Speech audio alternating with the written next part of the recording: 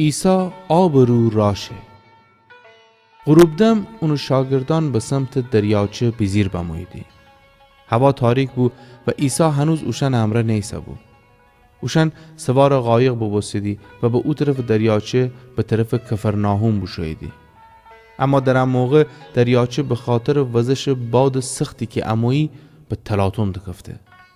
وقتی به اندازه 5 یا 6 کیلومتر پارو بزیبید، عیسی بیدیدی که آب رو راه شوندره و قایق نزدیک بستندره. پس هراسان بستیدی. اما عیسی اوشن بگفته منم، نترسید. اون وقت خستیدی اون سوار قایق بکنید که قایق هر لحظه به مقصد فرسید.